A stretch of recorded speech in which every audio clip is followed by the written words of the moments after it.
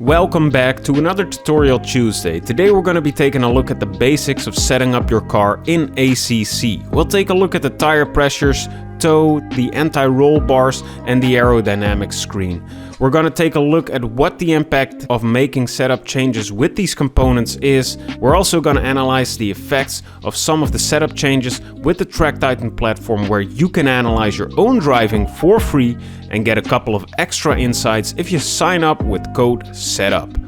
Now, before we pop the hood and start tinkering around with the setup, you must first have a goal in mind. Do you want to reduce under or oversteer? Does the car feel too rigid or twitchy? And there's many more questions you can ask to find out what kind of setup changes you want to make.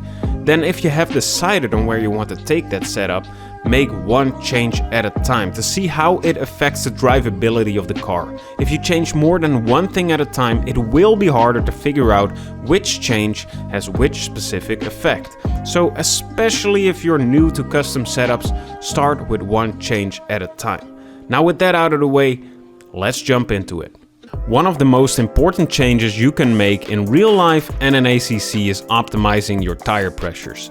The tire pressures affect three things: the amount of grip your tires have, how hot they get, and their degradation. When your tires are at their optimal pressure, theoretically they'll perform their best. They'll have a good amount of grip, they won't get too hot, and they'll have an evenly distributed degradation pattern.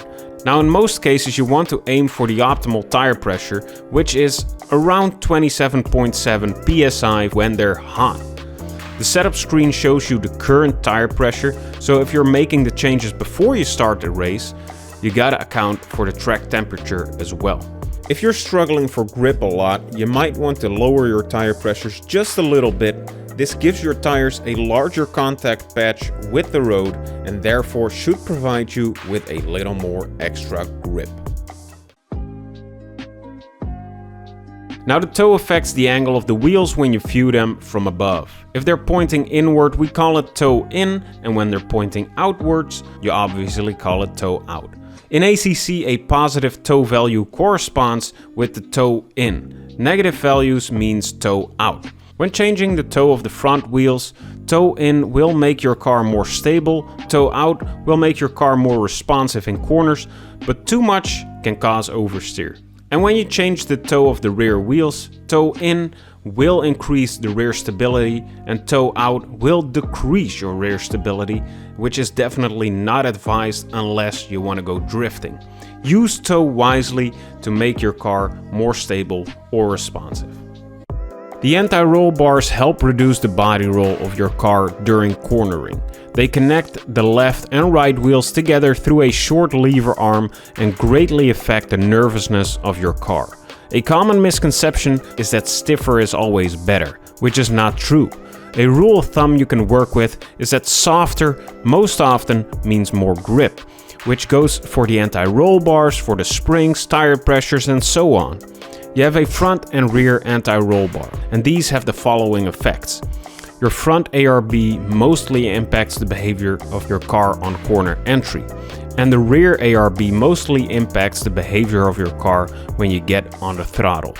You can stiffen or soften both of these on the mechanical grip screen, and the number represents the stiffness of the anti-roll bar. So a higher number means a stiffer anti-roll bar and a lower number means a softer ARB. If you're having trouble on corner entry, you want to change your front anti-roll bar. In case of understeer, soften it up a little bit, which means lowering the value. In case of oversteer on corner entry, stiffen it up a tad, which means you need to increase the value of your front anti-roll bar. Now, when you're having trouble on corner exits, soften your rear anti-roll bar if you're struggling with oversteer, and stiffen it up a little bit if you're struggling with understeer. We can beautifully see the effects of changing the ARB settings through Silverstone's Lovefield corner when we compare these two laps on a Track Titan platform. The orange driver is using the standard aggressive setup, while in the blue driver's case the anti-roll bars have been softened up a little bit.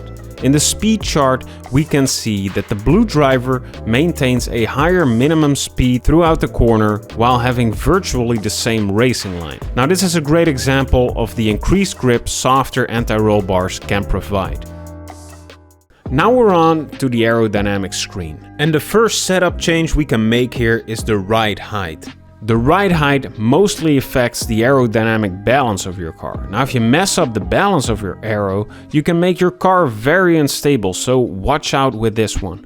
If you raise up the rear of your car, you'll generally experience more oversteer, and if you lower the rear, you'll experience more understeer. My advice is to change the ride height minimally before changing the rest of your aero. Now we're on to the rear wing. Increasing the amount of rear wing will increase the amount of downforce your car has at the rear. This is a way to get rid of oversteer problems because your rear tires will be supplied with more grip. But too much rear wing will introduce understeer and decrease your top speed. And the final part we're going to talk about on this screen is the front splitter. Increasing the amount of front splitter will give you more downforce at the front, resulting in more grip being supplied to your front tires. When you set it right, it will decrease understeer, but set it too high and you'll introduce oversteer. Now we hope you've learned something about setups today and know the basics to start tinkering with your own setups if you feel like your car is not completely as you'd like it to be. Let us know in the comments down below if you have any questions about what we've discussed today, and we hope to see you in the next video.